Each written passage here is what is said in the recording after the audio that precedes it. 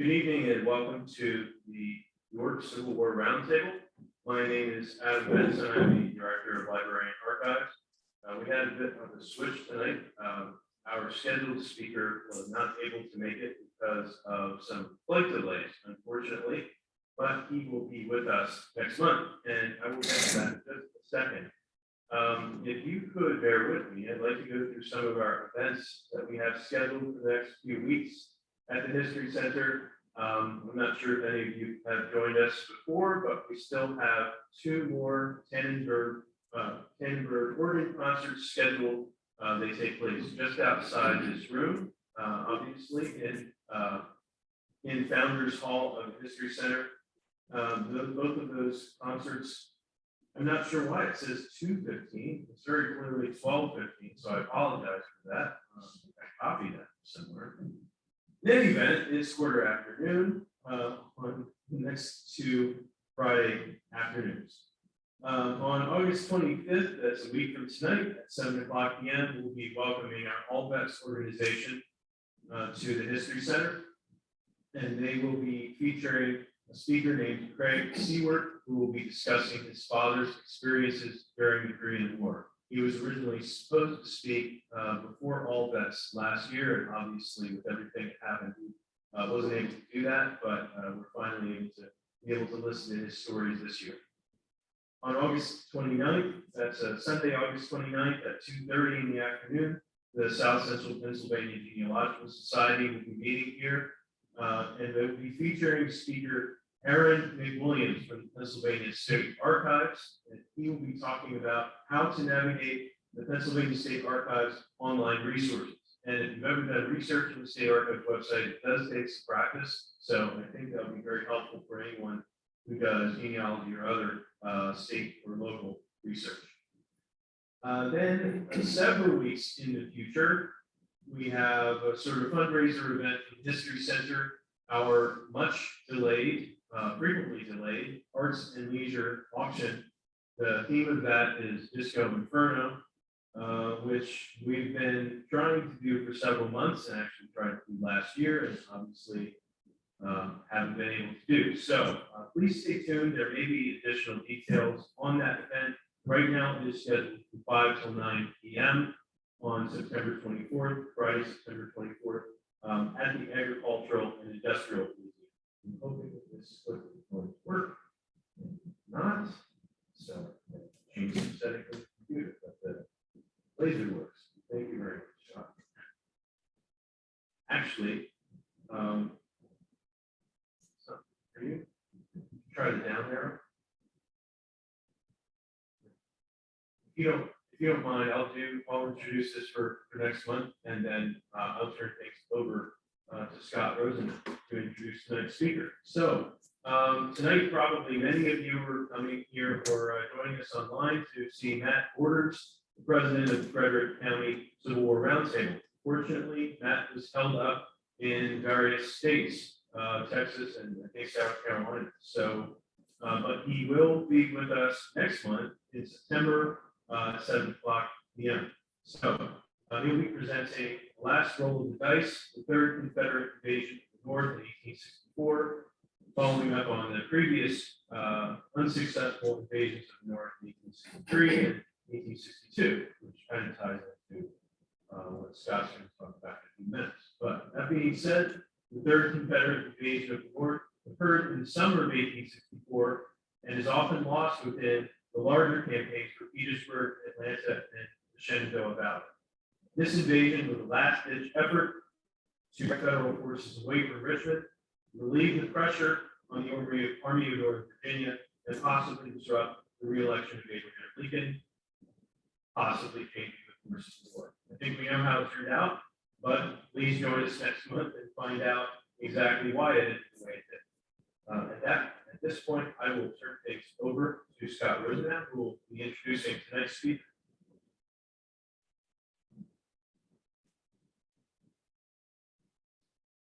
Thank you, Adam. I'd like to welcome everyone who's joining us here in person. Nice crowd here tonight. Also want to thank those who are joining us online through Zoom and Facebook Live. As Adam mentioned, we kind of had a little switch up tonight with the programming because of some weather and flight delays. But thankfully, our own Scott Mingus has agreed to switch things up. And instead of presenting next month, he's going to be presenting tonight about human interest stories from Antietam. The Battle of Antietam, which is known as Sharpsburg to Confederate soldiers, which the anniversary is next month. So it would have been a little timely next month, but he's going to be speaking about that, about the Battle of Sharpsburg, Battle of Antietam, which was fought in Maryland in 1862. It was the bloodiest single day of military combat in American history, with more than 24,000 casualties by nightfall. Among the tragedy, pathos, however, were stories of courage, coincidence, heroism, and yes, even humor and weirdness. So Scott's going to talk to us about this. He's a very prolific author, as we were talking about earlier today, written over 25 books. Yes, more coming up here in the upcoming months. And tonight he's going to talk to us about the Battle of Antietam. So I'd like to welcome everyone tonight and introduce Scott Mingus, our speaker this evening.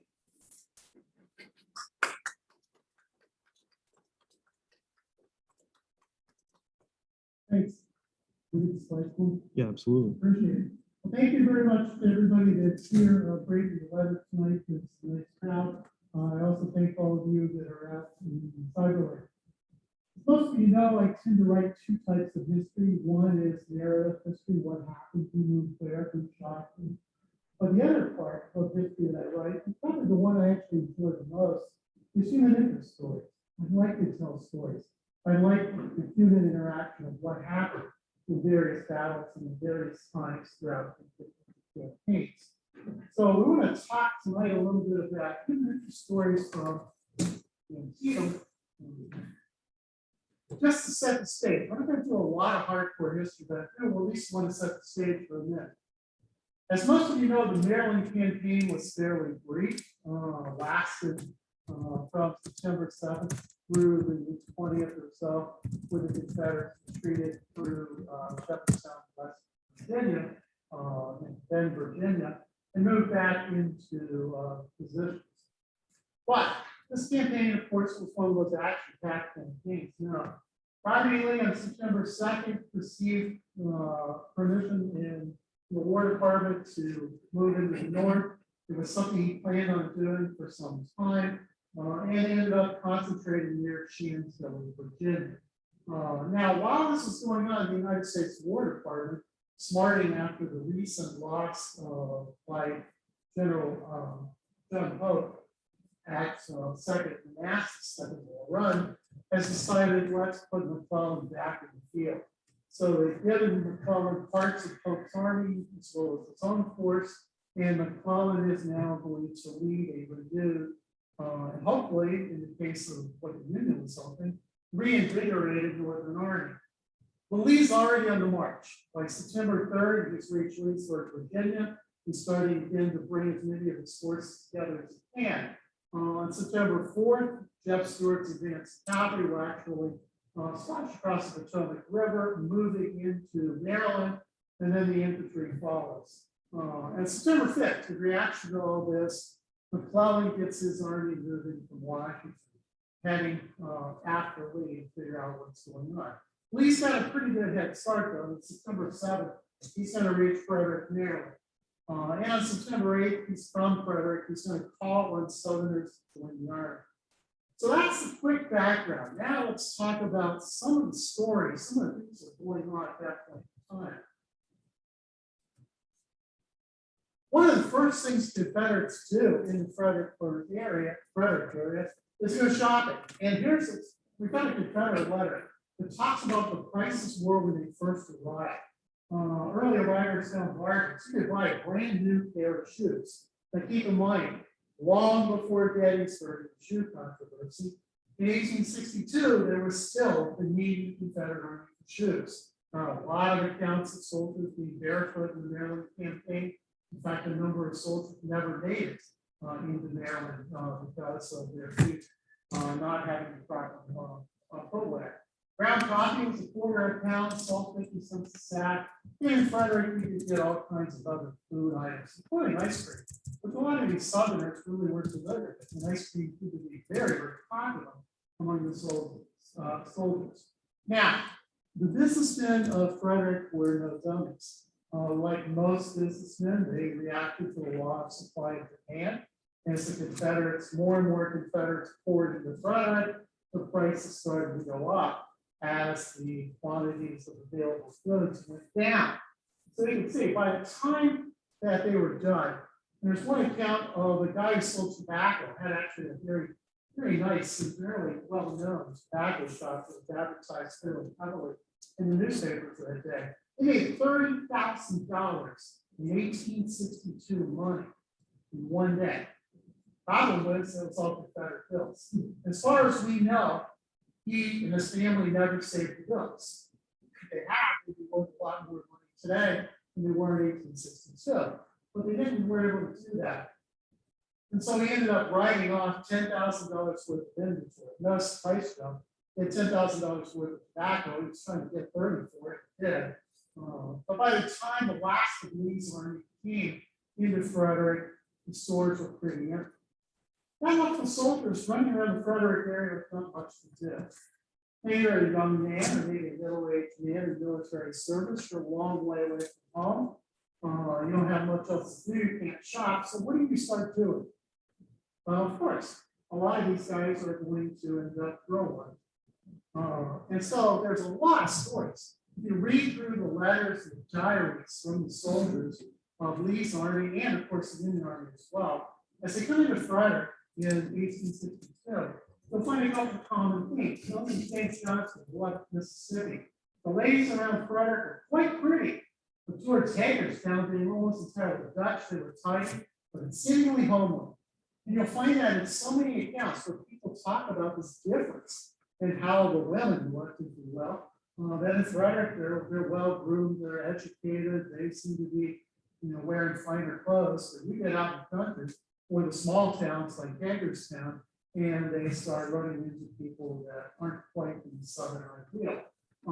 In fact, I've seen accounts calling these women around the Hagerstown area strapping and sturdy. But one thing's really true. Almost to a man, every single Confederate account that I've read of their time in the Frederick Hagerstown area, they all talk about the meals that these Maryland women put on were memorable. And several of the soldiers would just talk about, these guys hadn't had a solid meal in ages, and they did a campaign most of the summer. They're in the Virginia Peninsula, then they were out in the Northern Virginia campaign, fighting at places like Second Manassas and Chantilly or Rox Hill. And now they're getting real food. And so many of the soldiers talk about what it's like this was. But it's only fair. We talk about girl watching. Well, the girls of Maryland are looking at the soldiers too, in reverse. And there's a few accounts, not nearly as many as the soldier accounts. The one lady in Frederick called the rebels dirty, lank, ugly specimens of humanity, with shocks of hair sticking through the holes in their hats and the dust thick on their dirty faces.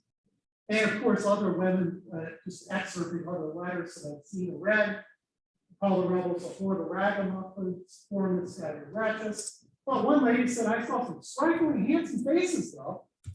So again, you can just see this whole interplay between the boys and girls kind of looking at each other and kind of sparring as to who's physically attractive and who's not.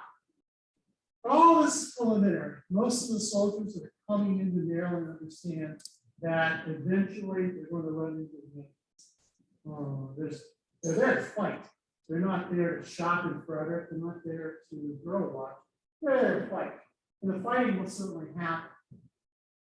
On September 12th, Stonewall Jackson surrounds Harper's Ferry. On the 13th, and now Robert E. Lee has moved out of Frederick, and in come the Union Army, the Collins boys start arriving on the 13th. And then September 14th, the battles begin. We're going to fight it on the 14th at South Mountain, on the 15th at Harper's Ferry, and then on the 16th and 17th, we're going to fight at Sharpsburg. Now, we talk a lot about the lost order. Our speaker next month, who should going to be here tonight, is an expert about democracy that happened before.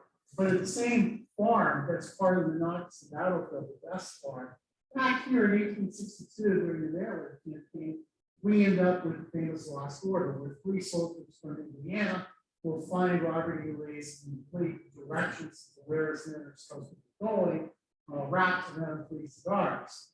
Like any soldiers of that period, they smoke the cigars and then they pass the orders uphill to their commanders. McClellan makes a brag or a boast that will finally come back to haunt him. He talks about, here's a paper, expresses his belief, with which if I cannot whip Bobby Lee, I will be willing to go home. That's what he says in September. That's not what he's going to say in October. At least in September, that's his plans. But he does move his army. He actually moves his army pretty quickly. I mean, there's a lot of controversy on McClellan's performance in the Maryland campaign. One thing you can't fault the guy for is when he started his troops moving, they moved pretty quickly. And they got in position with South Mountain. Now, South Mountain was an interesting battle. It's a prelude to Antietam.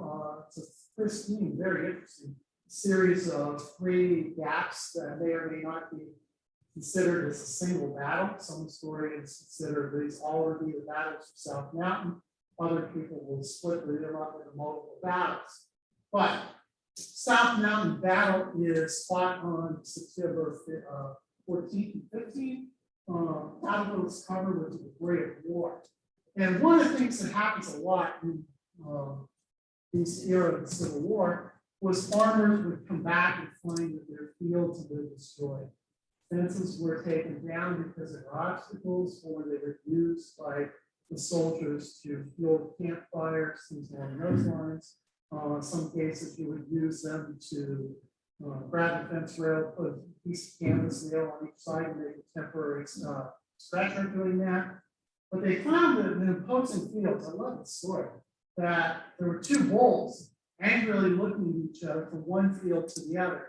And they finally realized the fence is down, so they started falling the ground and getting ready to grab each other. So very quickly, the soldiers of the 35th decided we're going to gamble. We're going to bet. And they chose the one that's on the southern side of the fence, they call that bull Robert E. Lee, and the one that's on the northern side of the fence, they call Little Mac.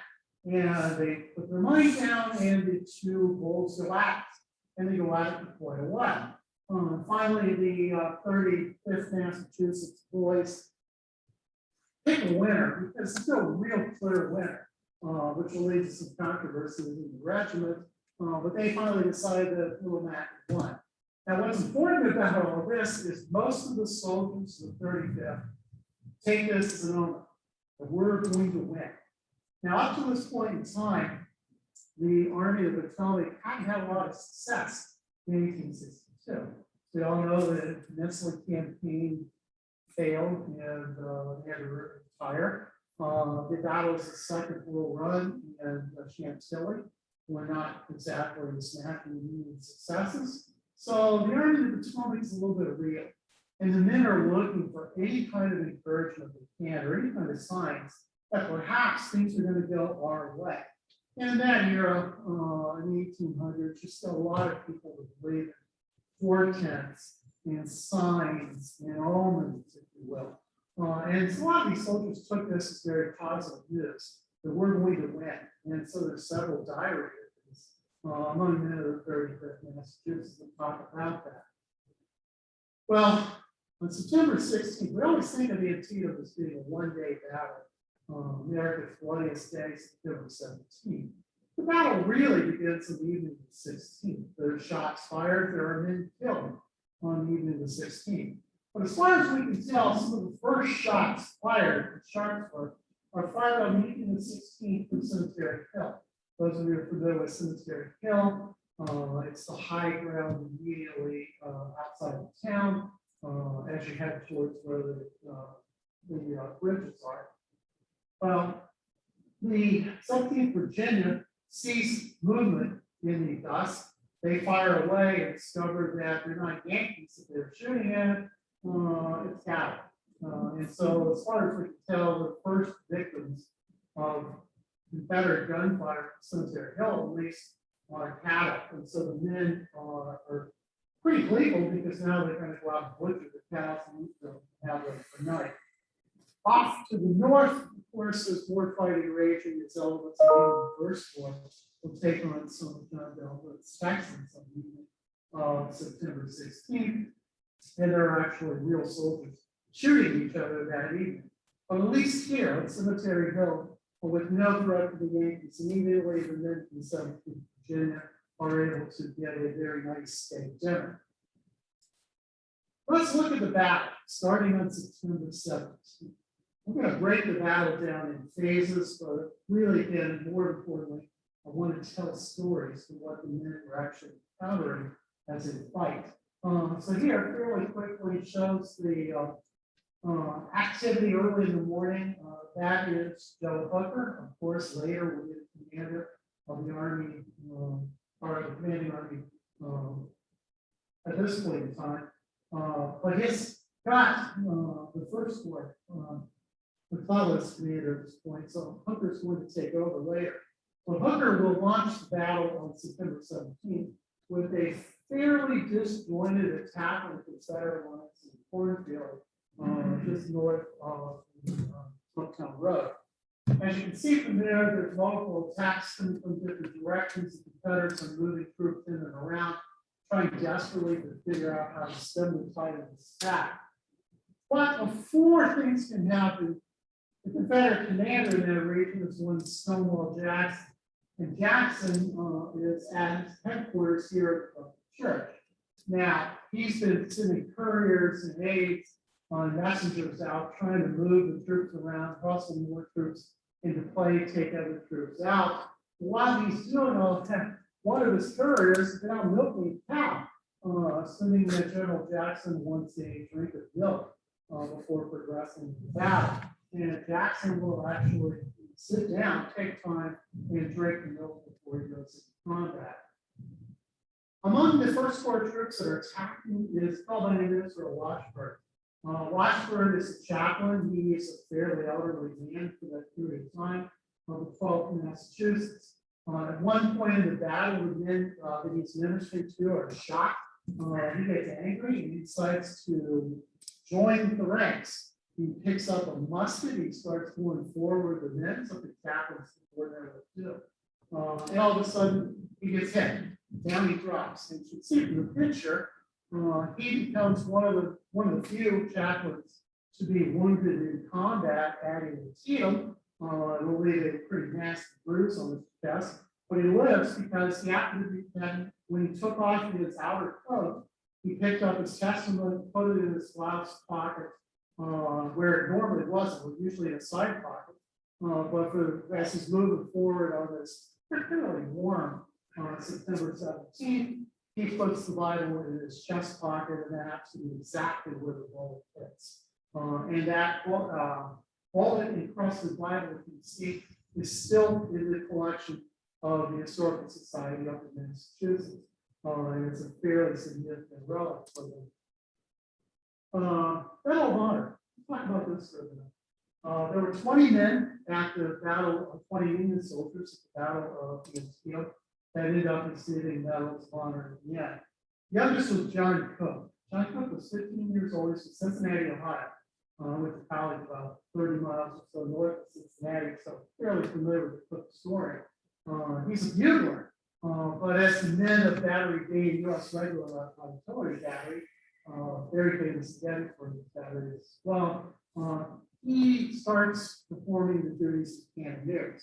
More and more men drop, Cook becomes more and more involved. He's ended up willing after serving the guns himself. Now, one reason I like this story about John Cook, an Ohio drummer, is because it resonates with me personally. I had a great grandfather who tried to enlist at the age of 13 in the 51st Ohio. It wouldn't take it, so tried to enlist in 1863 in the 51st again, a little taller now, but still certainly not in a position to be a soldier. His mom farms him out, and he learns to play the clarinet and drum. And so in February of 1864, His name is John Sisson. John Sisson will try again. Now bigger, stronger, and he's a musician. He's got a talent now. And so he's recruited. He goes as a recruiting officer. And according to family legend, you never know about family legends, but Cook, in this case, plans 15-year-old John Sisson tells the recruiting officer, I'm over 18. Recruiting officer tells him, come on, are you ready? You swear you're over 18. He tells him, yes, of course I am. And they let him in the army. He's going to serve throughout the rest of the war in the 51st Ohio. He dies in 1937. He's the last surviving Civil War soldier to East Central Ohio. But the family legend is that he put a slip of paper with the number 18 in his shoe. So he could truly, without lying, tell the recruiting officer, I am over 18. Which, again, I don't know how. Now, John Cook, I've heard legends that Cook may have did the same thing, but I doubt it. Just like I kind of doubt my own story about whether things really happened the way it did. Here is another story. I love veterans. When we talk about the Civil War, obviously a lot of veterans reunions, they always talk about the fallen and the valor of the units and what they did in battle. But here's one that this is for a soldier. It's 21st New York was making their charge. They ended up spotting this wounded pig. And so one of the soldiers drops out of the ranks in the charge, pulls out a large knife and actually butchers the hog, leaves it on the side of the pit. But the men don't remember whether anybody ever got it. And if you read the veterans accounts, some of them were like, oh yeah, we stuck back that night and found the pig and we butchered it and we ate it. And other people were like, no, the veterans got it, it's long gone. We don't really truly know what happened in that case. While all this is going on, McClellan's army is not making a tremendous amount of headway.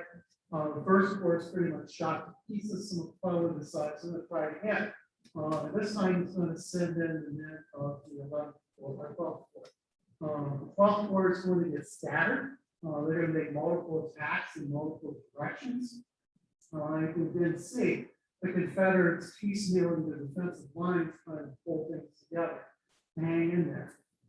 What they start seeing now in the second phase of the battlefield are more and more accounts of pets experienced in combat. This is Charlie.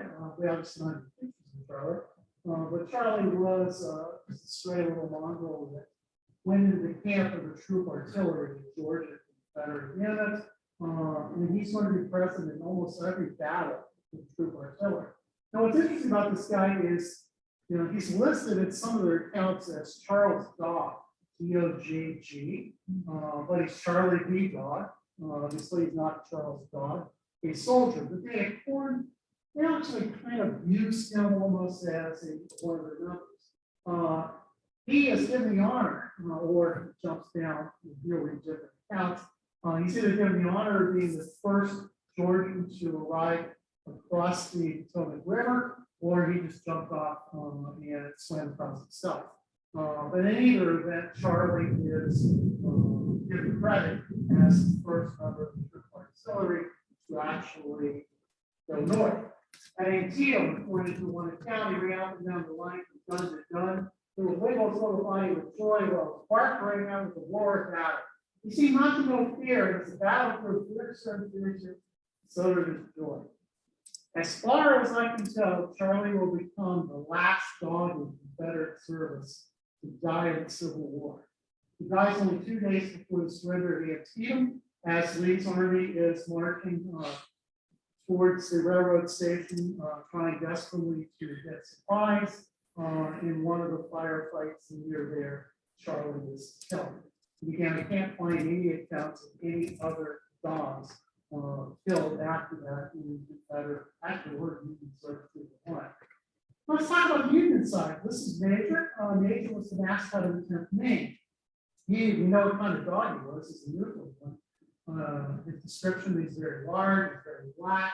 But they know where he came from. He hopped on board their train during the stop as the 10th Maine was coming for their first exploits of soldiers. The train is taking them south out of New Hampshire, and at some point or another, he jumps onto the train.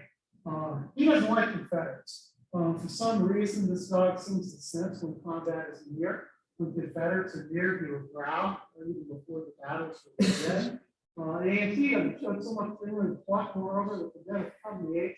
The bragging and his barking and the biting sound of bullets, asserting that he was tail up all day. He dies in Louisiana after the Battle of Mansfield in 1864. There are at least 2 other dogs that I could find in my research on Antietam that are killed in battle. There's one prisoner of war.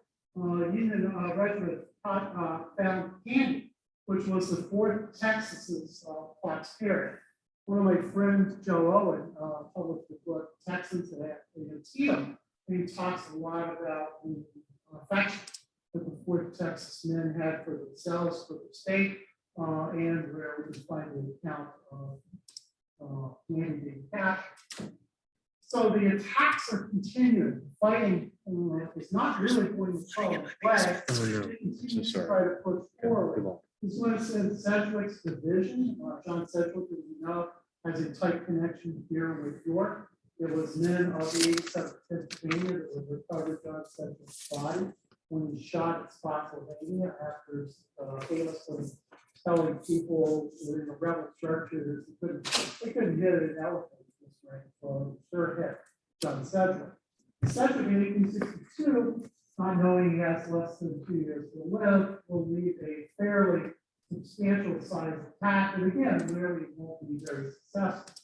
But again, in this period of time, at this part of Antietam, I've got again, dozens and dozens and dozens of stories in the book, but here's one where Mississippi, Dave Jenkins reports that they spotted cow that's again running through the fields. Obviously, it's escaped through holes or planks in the stone walls or in wooden fence lines. Running like a racehorse. Another artillery shell struck, terrifies the cow. She scrambles up, but the Confederates love it because they're looking which way she's going to run, and the cow heads to the south. And again, the Confederates take this as an omen. You know, we're going to win. We're doing fine. You know, now I'm sure the Yankees would have said, "Wait a minute, it's running towards the south." This is probably an omen from the Indian victory, but the Confederates tend to take this the opposite. Now, as the battle's progressing, again, just piecemeal troops. Robert E. Lee at one point is personally moving artillery pieces around. And Samuel Jackson is doing a lot of work trying to move things for that. At one point, the Rockbridge Artillery, Rockbridge in the Shenandoah Valley, Rockbridge Artillery passed Lee, a young gunnery infantryman salutes the general. General doesn't even recognize him. The boy has to say, you know, "My father, do you not recognize me?" Robert E. Lee has 2 sons that are generals. And he's got a son who's a private. We don't know what he's talking about, Robert E. Lee Jr. Didn't command troops unlike his more famous brothers. He survives the battle, he survives the war, but he's certainly in Antietam, nobody recognizes who he is. The action continues to shift as the 12th Corps will now mount attacks as the other corps on the Sunken Road. The 132nd Pennsylvania is attacking the Sunken Road line. They're going through the Roulette House. Now, the Roulettes, you've probably seen some of the famous pictures of Antietam battlefield. The Roulettes were well-known beef keepers, and you'll see the beef boxes, if you will. They didn't really have ties necessarily. They had bee boxes, and at one point in the battle, the artillery shell shatters what 2 of the bee are. And this large colony of bees started attacking the men of this Pennsylvania regiment. They stopped their attack, they're swarming around trying to stop these bees from getting them, and they finally restored order. Interestingly, if you read some of the accounts in the 132nd, they will talk about that the bees created more consternation for them and more damage than the Confederate Indians did, at least in their memory banks. And as you go through again, their veterans reunions and start reading their post-war accounts in the 1870s and 1880s. But this attack of the beads is very prominent in a lot of the discussions because it's one of these memories the soldiers have of what happened. Something unusual, out of the ordinary was occurring. Here in York County, the Battle of Antietam is noted for another reason. Antietam was the first time soldiers from York County, Pennsylvania died in combat in the Civil War, in a major combat action. 130th was heavily recruited right in this area, mostly from Cumberland County, Carlisle, etc., with several coming superior to York County. They are a 9-month regiment. They never had much experience. They did not have a lot of training. They're down in Washington from the time they were recruited late August until early September, and all they do is guarding the defense of Washington. Edward Spangler, later constable here in New York, but Spangler wrote this wonderful book called My Little War Experience about the 130th. Says the moment I discharged my rifle, all my previous scare was gone. The excitement of battle was fearless and oblivious to age. And that's true for a lot of the men in the 130. There are other accounts where the soldiers will talk about some of the men cowered in the ground, as was typical of the latter regiments. But for the first time in action, these guys were pretty credible. They're going to lose 178 men. Regiments never seen action before. They don't rout, they don't run, they hold their ground as best as they can until they're finally forced off the field. There was 32 dead. Of those 32, 7, if I remember, are from here in York County. Now, during all this time, one of the things the veterans always like to do is look back at their battles for incidents and things that were out of the ordinary. 61st in New York, and some of their accounts after the war. Talk about Antietam, a man who they would respect, but they don't know who he was. All their officers had been ordered to attack on foot, but at some point during as their attacks bogging down, a man in a bright red shirt on horseback gallops in front of them and leads them forward, encouraging them to move on. Now, bright red undershirt. Might have taken his blouse off, probably an infantryman, might have been an officer from somewhere else. Certainly wasn't one to 61st New York did. He was a total stranger to the regiment. And today, that most of the men of the 61st died, they still wondered who this man was. And again, I've seen accounts of the soldiers that would remember him with a toast in their veterans reunions later. The unknown hero of Antietam is what they would call this guy. Never knowing who it was that sparked them to move forward and continue on the fight. Now, there's another connection to York. Most of you are aware that in the summer of 1863, the year, of course, after the Battle of Antietam, the Confederate Army would come to York, Pennsylvania. They were commanded by Major General Jim Worley, who does fight for the team as well. But his second command here in York County is one John Brown Gordon. But in 1862, John Gordon, who will become the only Confederate officer to water his horse in the Susquehanna River at Wrightsville during the Gettysburg campaign, John Gordon in 1862 almost doesn't make to the point of coming to York, Pennsylvania. Gordon is a colonel at that point in the 6th Alabama. He's got an interesting backstory. This guy enlists as a private, takes 100 of his buddies down to Milledgeville, Georgia, which is the capital at the time, and offers their services to the governor of Georgia. The governor takes one look at these guys, many of which are dressed like David Crockett or Daniel Boone, with coonskin caps and buckskin clothes, and says, I really don't need more troops. Not realizing that John Gordon was a very wealthy businessman who then bought tickets to Alabama for himself and all of his men, goes to Alabama and then becomes colonel of the 6th Alabama. At Sharpsburg, he's commanding the 6th Alabama when he takes at least 5 bullets, one of which strikes him in the cheek. And for those of you that are familiar with this officer, John Gordon, there's only one known photograph ever taken of John Gordon shows the side of his face, this ugly wound he received in the field. And then we know that he knew he was being photographed. I was taken post-war at Barlow's Knoll in Gettysburg on Gordon's only visit back to this area after the war.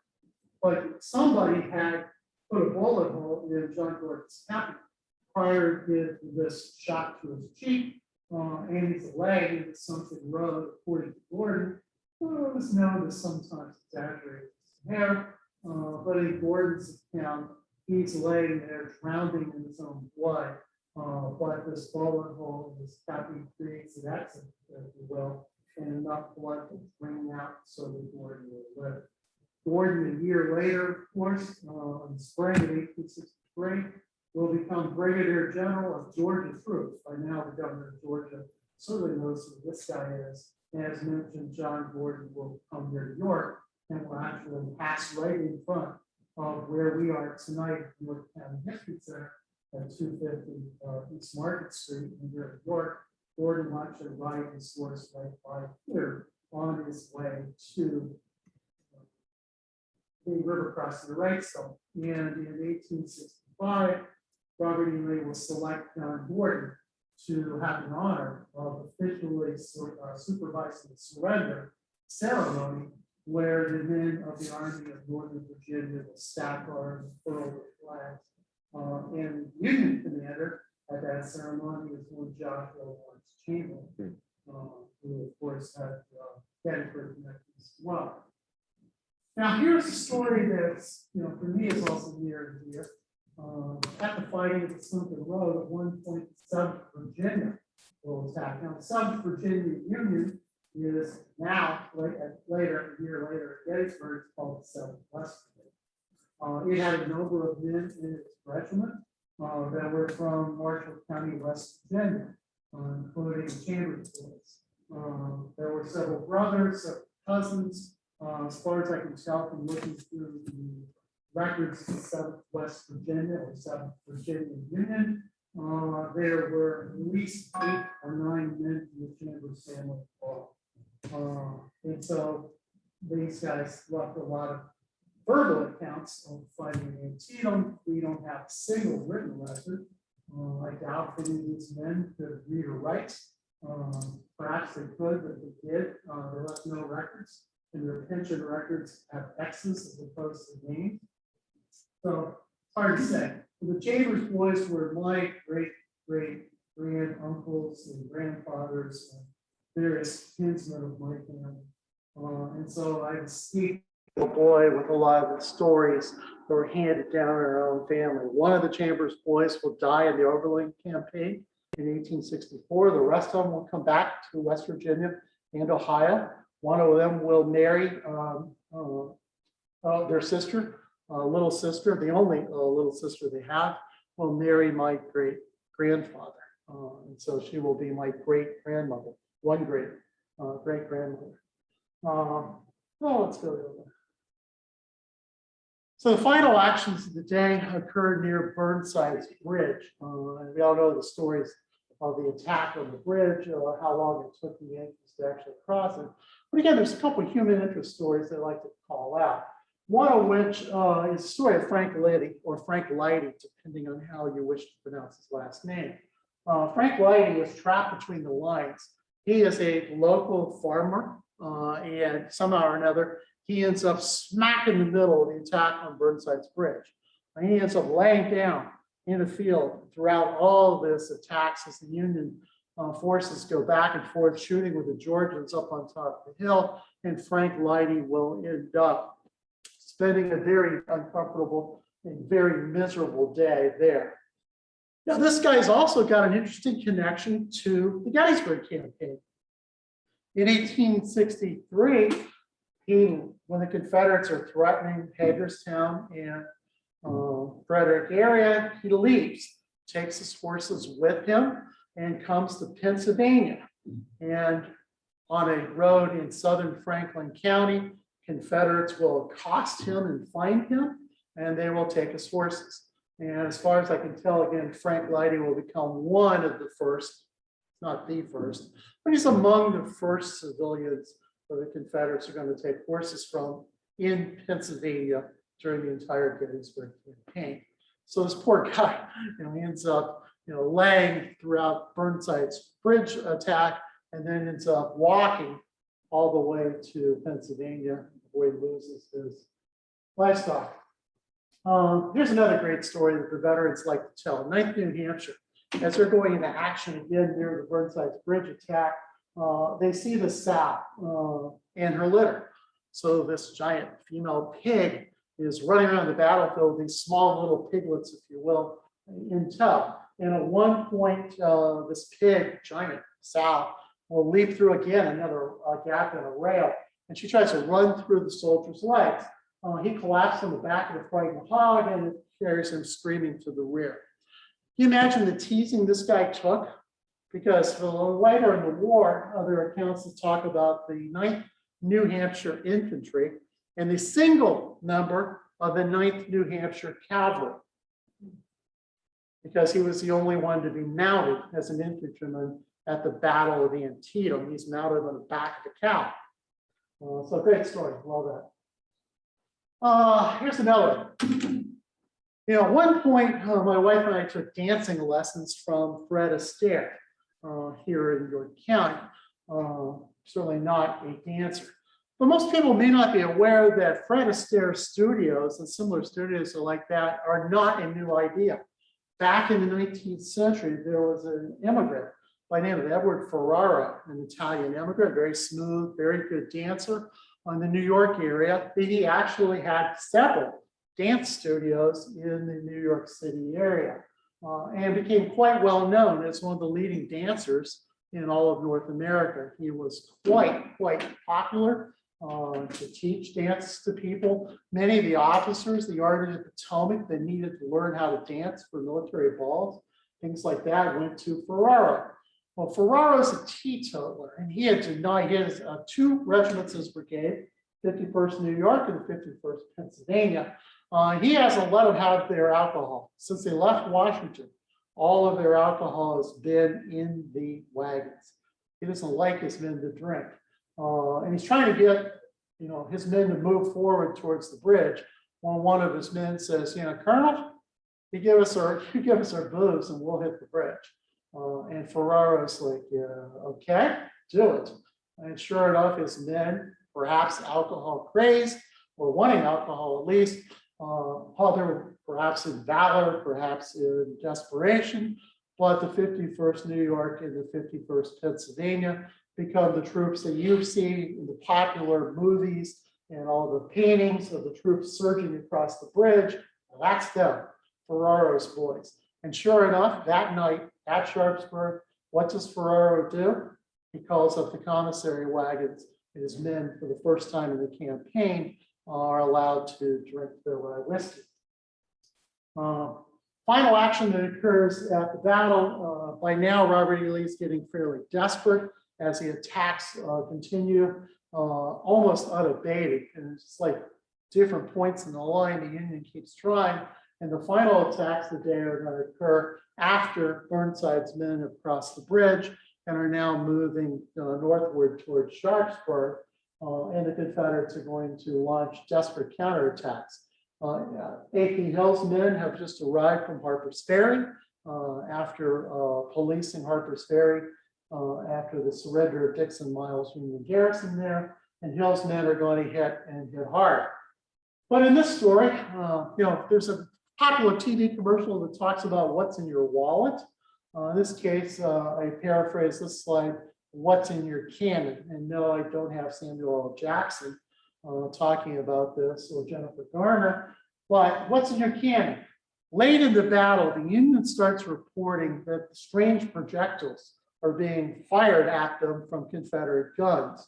For example, broken railroad arm. There's one account of a hammer spinning through the air, having been fired from a Confederate cannon. Misses everybody. Imagine the damage a spinning hammer might have did as well. Blacksmith's tools. Some of the men of the Hawkins Lofts actually find white marbles and an iron door lock that have been fired like canister at one point of them.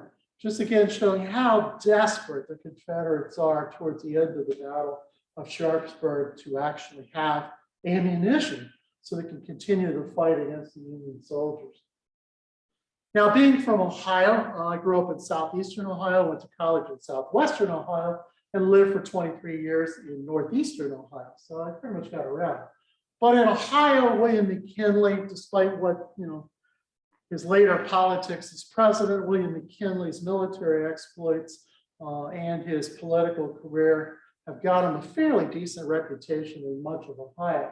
But here at Antietam, he's a commissary sergeant. And he's got to be the only guy I know to get his relief, if you will, his bust on a monument on a Civil War battlefield because he could cook coffee. And he was one of the best coffee cookers in that area. He ends up getting quite a notation for it. He served hot coffee and warm food to every man in the 23rd Ohio. This regiment, by the way, is Lieutenant Colonel at South Mountain had been wounded. His name was Rutherford B. Hayes, making the 23rd Ohio, as far as I can tell, the only regiment at the Battle of Antietam, and maybe one of the few regiments in the entire war to have two future United States presidents in the ranks. But Hayes is not at Antietam. He's been wounded at South Mountain, but William McKinley is certainly still there. Now, George McClellan has his headquarters throughout the Battle of the Pry House. The Prys are fairly interesting. They're typical of a lot of the Maryland civilians. The battle will bankrupt them. They will end up moving to Tennessee. And they'll start over. And about 4 years ago or so, I was speaking in Nashville, Tennessee at a Civil War roundtable. I put the slide up and I hear a couple of ladies in the back kind of gasp and kind of start hurriedly whispering to each other. And I'm like, oh, what's this all about? When the talk is over, these two ladies come up to talk to me and tell me that the Pry family, this was their great-great-great-grandfather. And so they had some of the blankets and some of the family possessions that the Prys had brought from the Pry house at Antietam to Tennessee after the war when they started over. So I thought it was kind of cool to actually, make a connection with somebody that actually could appreciate that.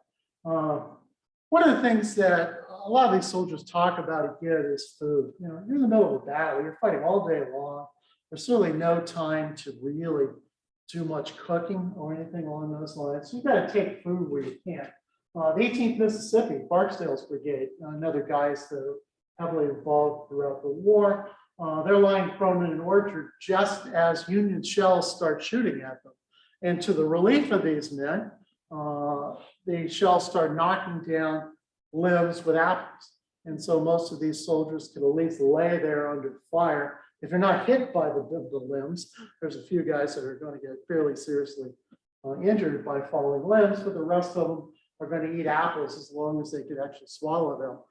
And so again, that's the memory of these guys of Antietam. Here's one story that kind of haunts me always. Being from Ohio, the name Wright brothers is really important to our history for powered airline flight.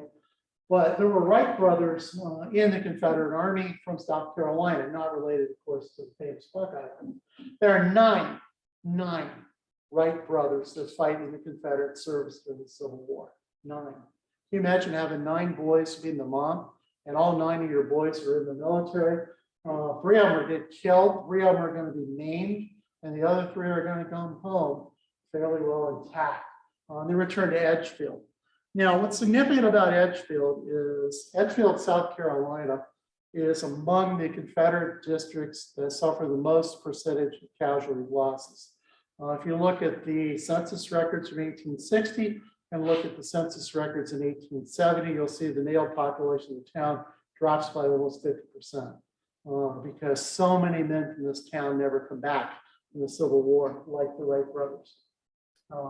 Final couple slides. This is Clara Barton.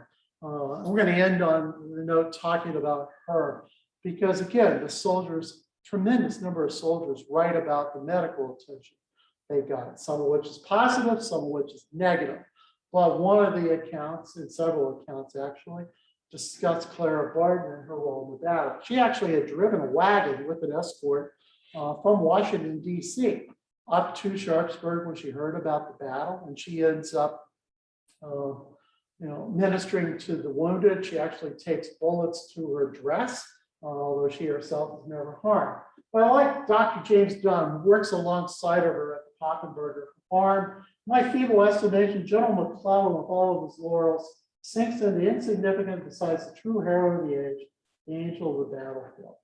And that's the central point. For all the discussion in military books of Lee and Stonewall Jackson and Longstreet and McClellan and Hooker and Mansfield and the generals, these are ordinary men who fought the battles, and they rarely saw their commanding officers.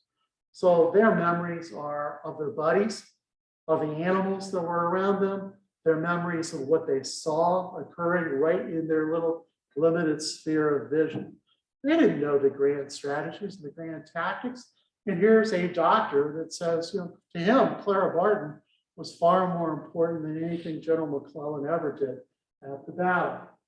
So I want to thank everybody, both in cyber world and also here in place. Adam, obviously, and Scott, thank you very much for your warm introduction.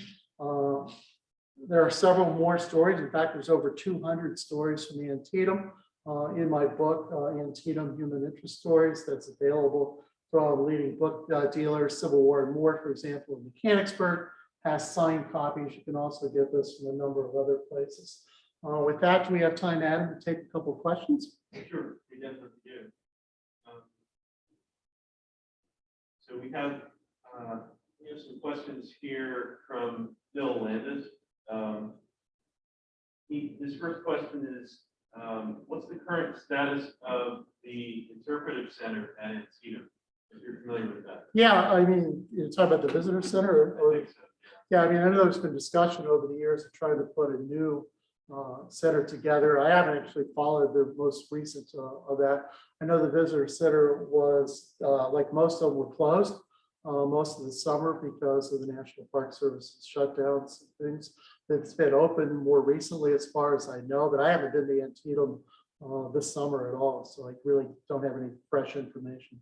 I think he just wonders if it's been upgraded in the last few years. Oh, it's been upgraded. There are plans to upgrade it, but as far as I know, most of those upgrades have not yet taken place.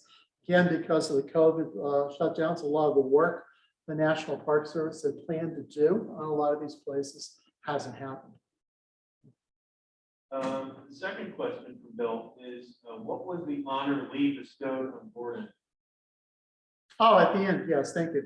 At the very end of Appomattox, after Robert E. Lee had surrendered with U.S. Grant, they had made arrangements the next day that the Confederate Army, particularly the infantry, because the artillery and the cavalry almost rode off in a lot of cases, the infantry was still there.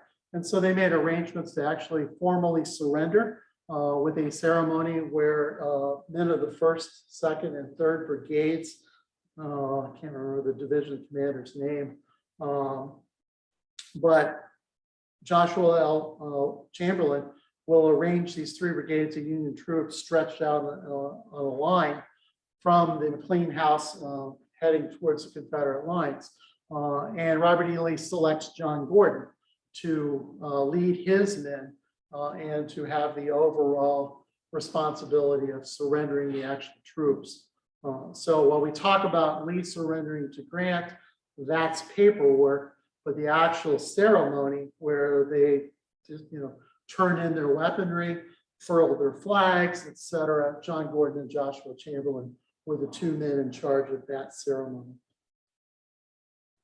Right. This question is from Wayne. Is there a story behind the War Correspondence Memorial at South Mountain? Yeah. This guy's name, Samuel Gaff, I think, something along those lines, was a correspondent during the Maryland campaign as well as most of the war. After the war, he came back, didn't have a suitable, if you will, remembrance or monument to the men of the press. And so he ended up building this War Correspondence Memorial as in memory of that. And they call it Gaffland, or in other cases, and Gaff was his, not his real name, that was his pen name used, so I can't recall off the top of my head his actual surname, but yeah, he called himself Gat as a newspaper correspondent.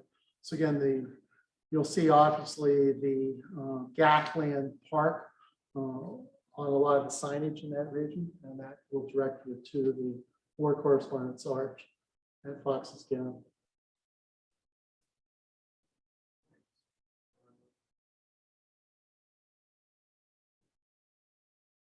See any questions?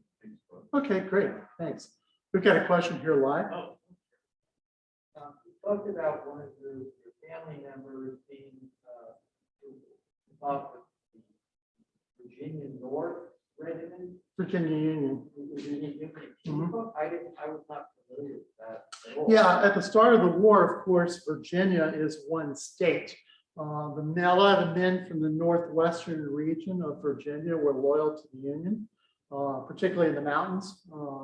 On June 20th, 1863, that area will break away and become the brand new state of West Virginia. But before West Virginia is formed, the regiments are 7th Virginia, parentheses Union. So they can designate the fact these are loyal to the US government versus the 7th Virginia, which was in the Confederate Army. So you have the 7th Virginia Union. Once it became West Virginia, it was much easier. Then it's just simply the 7th West Virginia, which is how they went down in history. And they have a monument, of course, in Cemetery Hill here at Gettysburg. So yeah, thanks. Any other questions? Yes. You mentioned Chamberlain and Gordon Sir. Is it fact or fiction about Chamberlain bringing his unit to attention? Question was, is it fact or fiction whether John Gordon brought his unit to attention, or Chamberlain brought his unit to attention? Chamberlain says it was after the war. Chamberlain certainly writes about that, but you know, people. I heard a great talk on this last Saturday, in fact, from an author of a book on emerging Civil War series from South Speedy, who talked about the fact that there's very little corroboration from other accounts that Chamberlain actually performed the military honor of having his men physically salute the Confederates that went by. But he tends to think it happened, but there's just not a lot of evidence. Not a lot. Okay, with that, any other final questions? Again, I didn't bring any books tonight, so feel free to call Civil War and More tomorrow morning, Jim Schmidt. He has signed copies of the book available, or you can get it from leading internet retailers. So again, one more time, thank you, Adam, for hosting tonight the York Civil War Roundtable. As mentioned, next month, we'll go back to our schedule. We'll have Matt Borders be speaking to us, and we have a number of other events later in October and in November. We don't meet in December. So we have 2 more meetings left this year.